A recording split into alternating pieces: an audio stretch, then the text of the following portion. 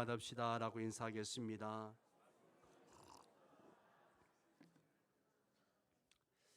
한국의 슈바이처라고 하는 장기럽 박사님이 의학을 공부하고 어려운 이웃들을 위해 헌신적인 진료를 했습니다. 그가 80세 생일을 맞이했을 때 자기 생애에 몇 가지 감사하고 기쁜 이야기를 했습니다. 그 첫 번째가 결혼한 후에 첫 아들을 낳았을 때 하나님이 주신 그 첫 아들로 인해서 너무너무 기뻤다는 거예요. 천하를 얻은 기쁨이 있었다라고 이야기를 합니다. 두 번째 감사하고 기쁜 일이 뭔가 하면 송기정 선수가 올림픽 마라톤 대회에서 금메달을 땄을 때 민족 감정에 의해서 너무너무 기뻤다라고 이야기를 합니다. 그러나 그는 예수님을 구주로 영접하고 죄를 회개하고 하나님께 제사함을 받았다는 확신을 가졌을 때 그 기쁨은 세상의 그 어떤 기쁨보다도 더 컸다라고 이야기합니다. 첫 아들을 안았을 때 그 기쁨보다도 더 컸다는 거예요.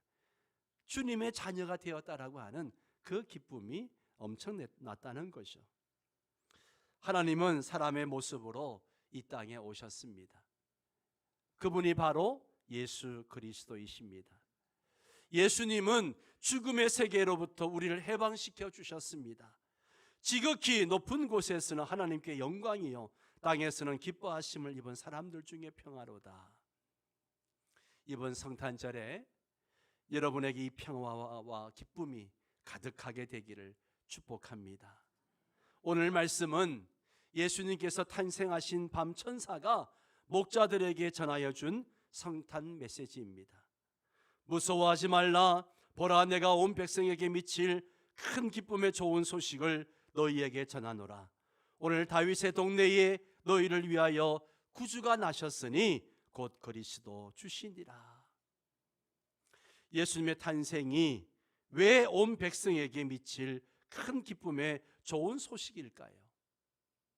이 시간 천사가 전하여 준 성탄의 메시지가 저와 여러분의 심령에 가득하기를 바랍니다. 자, 1절 말씀을 보십시오. 그때에 가이사 아구스도가 영을 내려 천하로 다 호적하라 하였으니 라고 했습니다. 이 말씀은 예수님 탄생 당시의 시대 배경을 말해주고 있는 거예요. 당시는 로마의 시대였습니다. 모든 길은 다 로마로 통했습니다. 이때 로마의 황제가 아우구스투스였습니다. 그의 본래 이름은 옥타비아누스입니다. 옥타비아누스 황제입니다. 이런 그가 칙령을 내려서 인두세, 즉 주민세를 받기 위해서 온 백성들에게 다 고향으로 돌아가서 호적을 하라, 그렇게 명령을 내렸습니다. 역사가들은 옥타비아누스가 벽돌의 로마를 대리석의 로마로 만들었다라고 이야기합니다. 우리말로 하면 달동네를 아주 멋진 신도시로 바꾼 겁니다. 그런데 이렇게 하려면 뭐가 필요합니까? 돈이 엄청나게 필요합니다. 옥타비아누스는 더 많은 세금을 걷어서 더 멋있는 로마를 만들려고 했습니다. 로마 사람들은 좋아했을 거예요. 그러나 식민지 백성들에게는 고통의 시작이었습니다. 그의 명령이 떨어지자 누구도 예외 없이 하던 모든 일을 중단하고 호적하기 위해서 고향으로 돌아가야만 했습니다. 가이사의 권세와 힘이 워낙 강했기 때문에 누구도 저항할 수가 없었습니다. 요셉도 고통받는 백성 중에 한 사람이었습니다.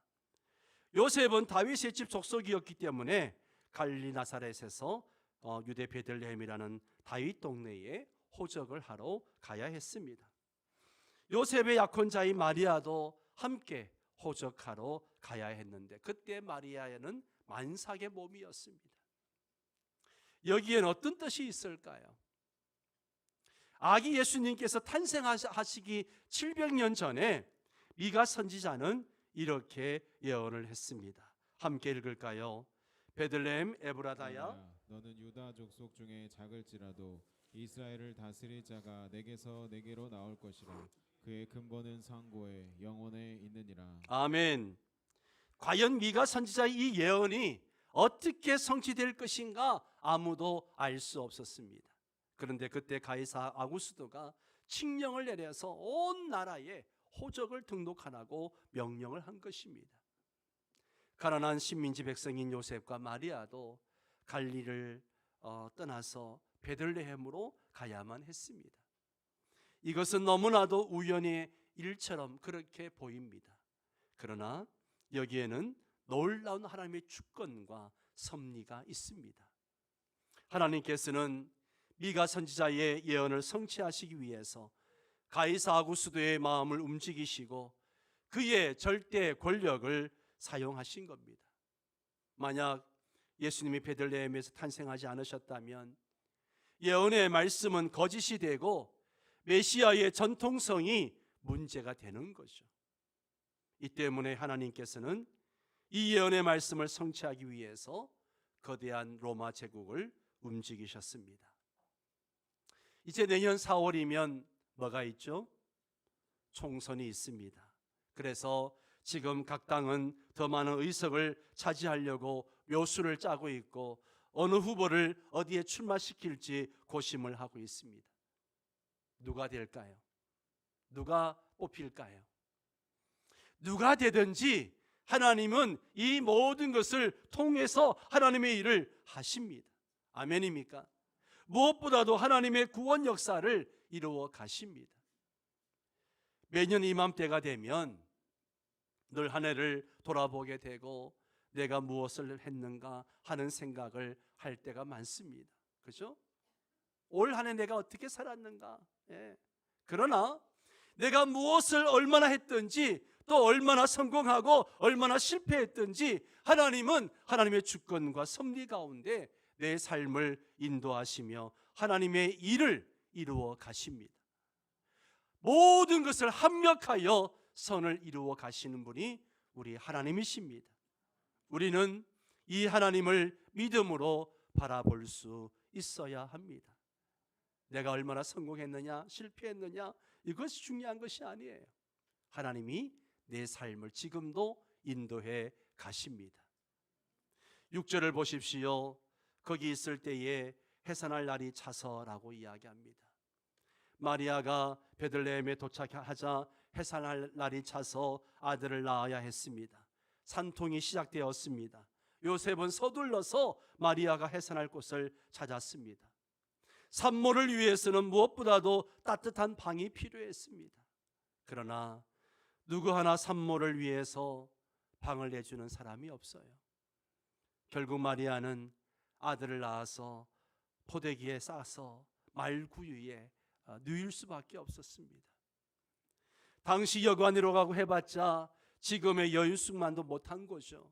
그런데 그런 곳에 마구 가는 냄새나고 더럽고 비바람이 몰아치고 그런 추운 곳입니다. 그런데 마리아는 그런 곳에서 첫 아들을 낳아야 했습니다. 그리고 구유를 침대 삼아 아기를 뉘었습니다. 어쩌다가 이렇게 되었을까요? 왜 이렇게 되었을까요? 아내가 아이를 낳을 때에 남편이 옆에 없었거나 혹은 옆에 있어도 졸았거나 하면 어떻게 됩니까? 예? 일평생 아내에게 남편은 욕을 두고두고 먹을 겁니다. 그죠?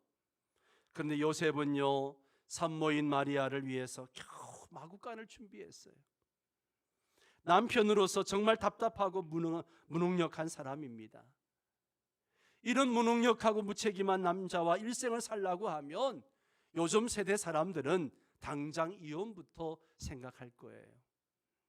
더구나 그렇게 화려하고 엄청난 이야기를 해서 마리아에게 막 감동을 주었던 천사 가브리엘은 지금 어디에 있습니까? 왜 아무것도 도와주지 않고 있습니까? 너무하다는 생각을 하지는 않습니까? 우리가 하나님의 부르심 앞에서 갖는 생각들이 이런 경우들이 많습니다. 내가 하나님께 부르심을 받은 말씀이나 받은 은혜의 말씀이나 그것들이 너무 크고 너무 감동적입니다. 막 그 말씀을 받을 때 비전도 주시고 은혜도 주시고 내가 무엇인가 할 수 있는 힘도 주십니다. 그런데 현실은 어떻습니까? 때때로 현실은 더 차갑고 춥고 힘듭니다. 불편한 진실이죠.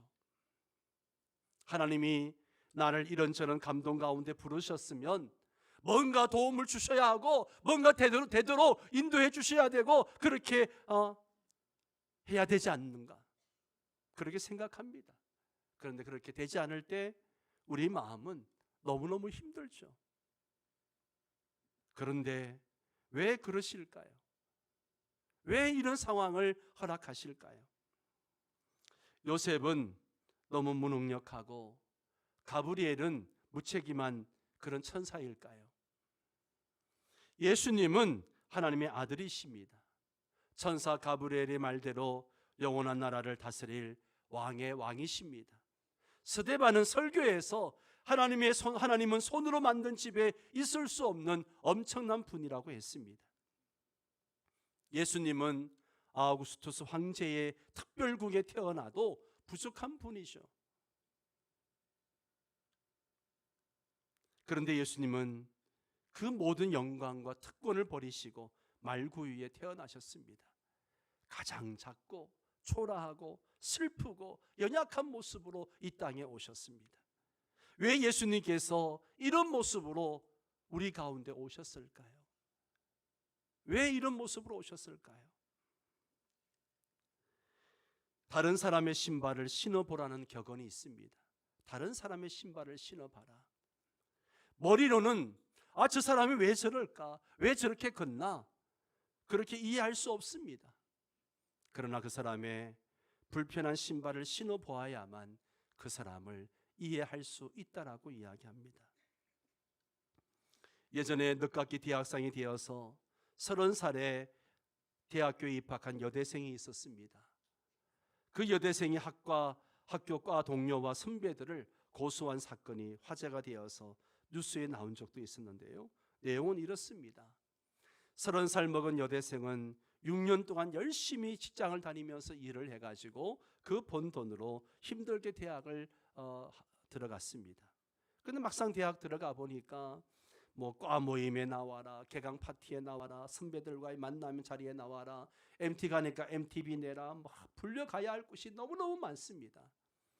그런데 그녀는 일체 그런 모임에 가지 않고 공부만 열심히 했습니다. 그러자 30살 대학생은 그 과에서 동기와 선배들로부터 무시를 받고 왕따를 당합니다.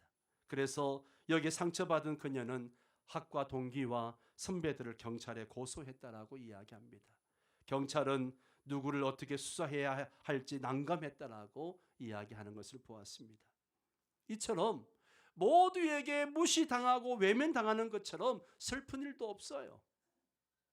그런데 예수님은 방을 내주는 사람이 없어서 마구간에서 태어나야 했습니다.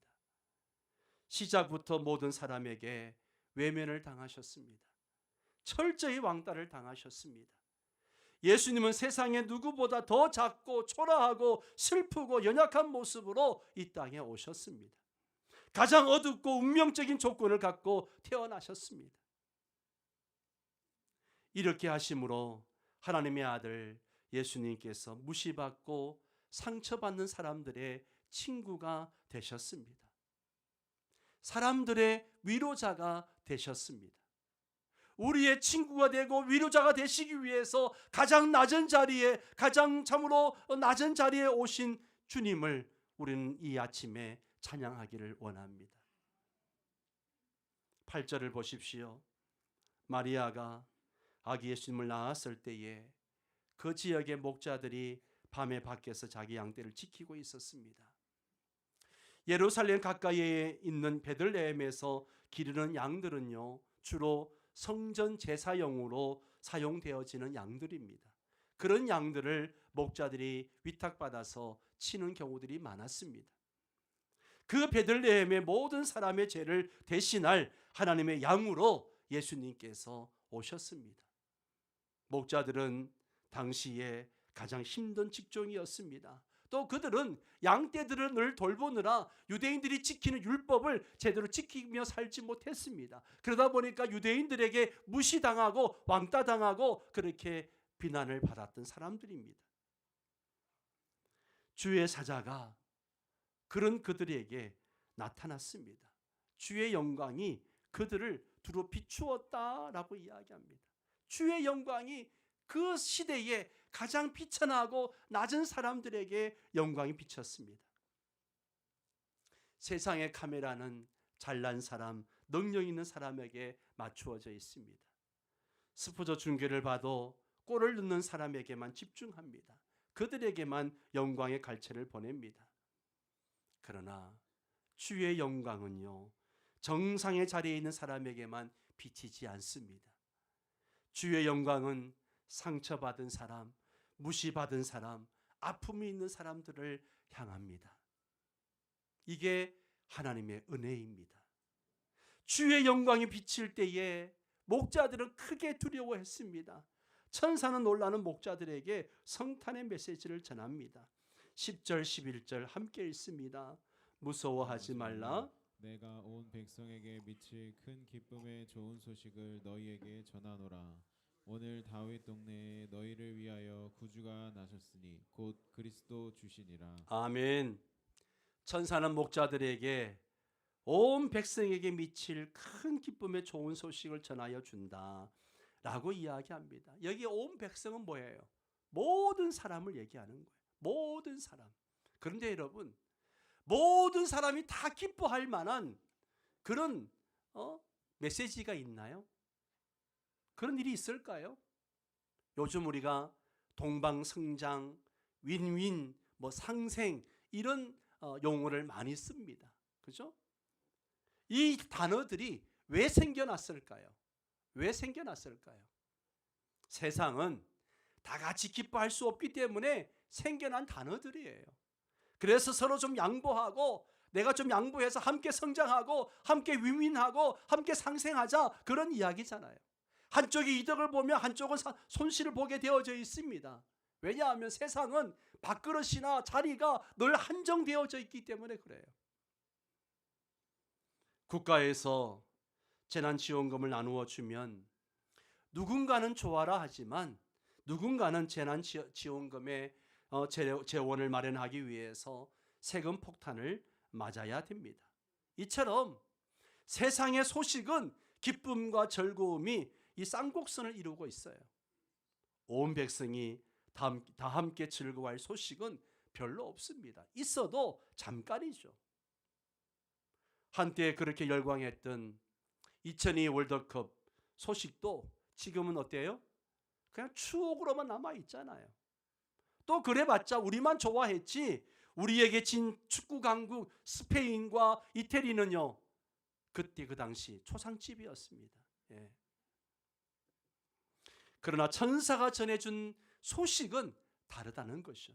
그 소식은 온 백성에게 미칠 큰 기쁨의 좋은 소식입니다. 온 백성은 모든 나라, 모든 민족, 모든 세대를 다 포함하고 있습니다. 천사가 전하여 준 소식은 세월이 흘러가도 언제나 큰 기쁨의 소식입니다. 또 나라가 다르고 세대가 달라도 큰 기쁨이 됩니다. 어린 주일학교부터 20대, 30대, 40대, 50대, 70대, 80대 모든 사람들이 함께 기뻐하고 즐거워할 수 있는 소식입니다.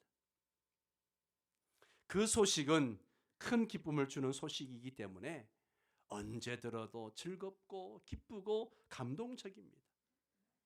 그래서 그 소식은 크게 기뻐할 소식이죠. 그렇다면 왜 이렇게 예수님의 탄생 소식이 큰 기쁨의 좋은 소식이 될 수 있을까요? 11절 12절을 다시 한번 읽겠습니다. 오늘 다윗의 동네에 너희를 위하여 구주가 나셨으니 곧 그리스도 주시니라.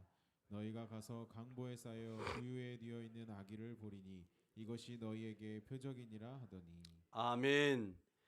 왜 예수님의 탄생이 큰 기쁨의 좋은 소식인가? 그것을 말씀하고 있는데 첫 번째로 예수님의 탄생이 우리에게 큰 기쁨을 주는 것은요, 예수님께서 구주로 오셨기 때문입니다. 뭘로 오셨다고요? 구주로 오셨기 때문이에요. 천사는 목자들에게 오늘 다윗의 동네의 너희를 위하여 구주가 나셨다라고 말합니다. 구주를 보내주실 것이라는 것은 이미 하나님의 오래된 약속이에요. 이 약속은 이미 아담과 하와 때부터 주어졌습니다. 그리고 그 약속은 구약의 역사 속에서 끊임없이 반복되어 왔습니다. 그 약속은 시간이 갈수록 분명해졌고 섬세해졌고 그리고 더 구체화되어졌습니다. 그리고 더 나아가서 다윗의 후손으로 다윗의 동네인 베들레헴에서 나실 것이라는까지 더해졌습니다. 그리고 마침내 그 약속대로 다윗의 동네에서 구주가 나셨습니다. 수천 년 전의 약속이 마침내 이루어졌습니다. 하나님의 약속대로 예수님은 구주로 이 땅에 오셨습니다. 구주는 구원자입니다. 구원이라는 말은 건져준다, 끄집어내준다 이런 의미가 있잖아요. 아무리 발버둥을 쳐도 도저히 내 힘으로 벗어날 수 없는 상태에서 나를 건져주는 것이 구원입니다. 내가 빚을 졌습니다. 너무나 많은 빚을 져서 아무리 뼈 빠지게 일해도 평생에 다 갚을 수 없습니다. 이자도 못 갚고 빚만 늘어간다면 그거는 절망이잖아요. 절망이죠.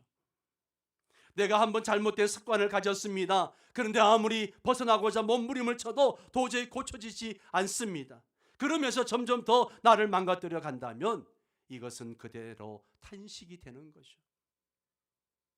내가 상처를 받았습니다.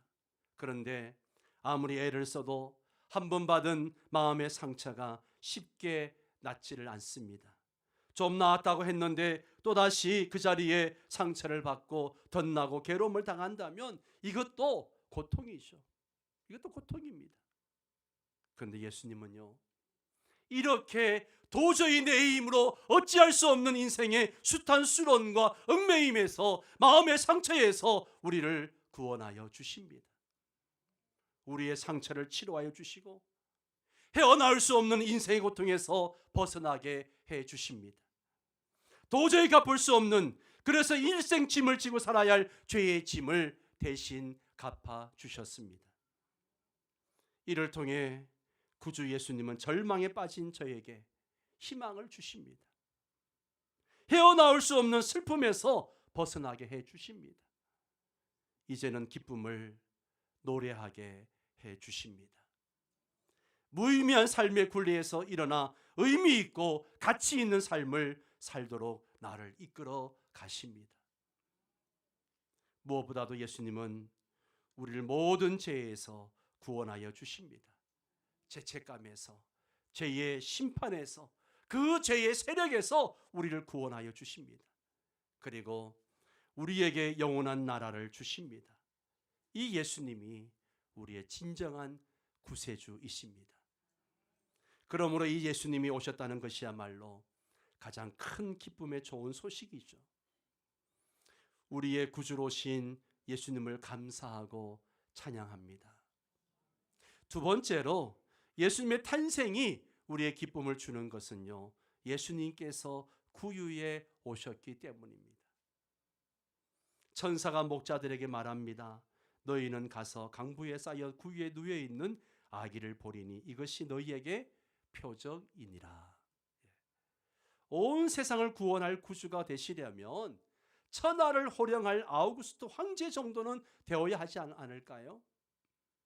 한 아기로 오셔도 황제 자리에 오를 수 있도록 그렇게 오셔야 하지 않을까요? 그런데 만약에 우리의 구주가 그렇게 오셨다면 우리는 그분을 한 번도 만날 수 없었을 겁니다. 그 아기가 커서 혹시라도 대통령 선거라도 나가면 그저 길거리에서 한번 쳐다보고 운이 좋으면 손 한번 만져보면 다행일 것입니다. 그런데 한 아기의 모습으로 오신 구주께서 포대기에 쌓여서 말구 위에 누이셨습니다. 너무나 약하고 슬픈 모습으로 오셨습니다. 나를 구원하러 오신 것이 아니라 내가 오히려 뭐라도 보태줘야 할 것 같습니다. 그런데 여기에 하나님의 역설적인 진리가 있습니다. 황제가 천하를 구원하고자 한다면 어떻게 할까요? 천하는 다 내 발 앞에 무릎을 꿇으라고 그렇게 호령하지 않을까요? 그런데 하나님의 방식은 호령하는 것이 아닙니다. 진두르는 것이 아니에요. 하나님의 구원 방식은 말구유에 구주로 오시는 겁니다. 가장 낮고 천하고 비천한 자리에 오시는 거예요. 그래서 힘없고 연약한 우리도 그냥 가까이 다가갈 수 있는 겁니다. 복음서에 보세요. 병들고 약하고 무시당하고 소외된 자들이 누구나 주님께로 다가갈 수 있지 않았습니까? 아무 조건이 없었습니다. 누구나 마음만 먹으면 나를 위해 오신 구주를 만날 수 있습니다. 여기에 기쁨이 있고 감동이 있는 줄 압니다. 지금도 누구든지 이 구주를 만나려면 주님 앞에 나오기만 하면 되는 겁니다. 그러면 만날 수 있습니다. 세 번째로 예수님은 하나님께 영광이요 우리 모두에게 평화가 되십니다. 천사의 메시지가 끝나자 호련히 수많은 천군 천사들의 합창이 울려 퍼집니다.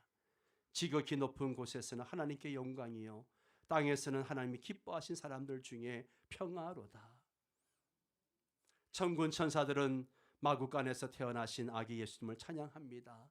그리고 그것도 하나님께 영광이라고 합니다. 하나님께 영광. 왜 이것이 하나님께 영광일까요? 이것이 하나님의 구원 역사의 출발이기 때문에, 시작이기 때문에 그렇습니다. 구유에 나신 예수님은 하나님을 우리를 향한 자기 희생과 사랑과 구원의 메시지를 전하기 때문입니다. 즉 그리스도의 탄생으로 인하여 하나님을 배반하고 멀리 떠난 타락한 죄인들이 죄 사함을 받고 하나님의 사랑을 노래하며 하나님께 영광을 돌리게 되기 때문입니다.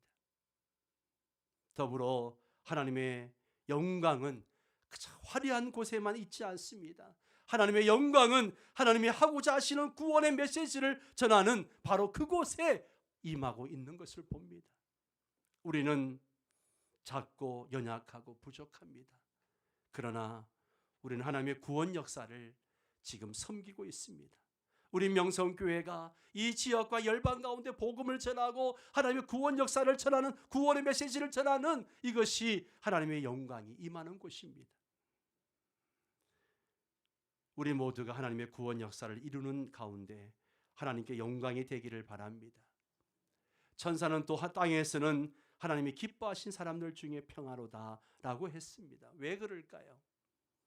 땅에서 이 예수님을 영접한 사람들은 죄 사함을 받고 마귀의 권세에서 구원함을 받아 참된 평화를 누리게 되기 때문입니다.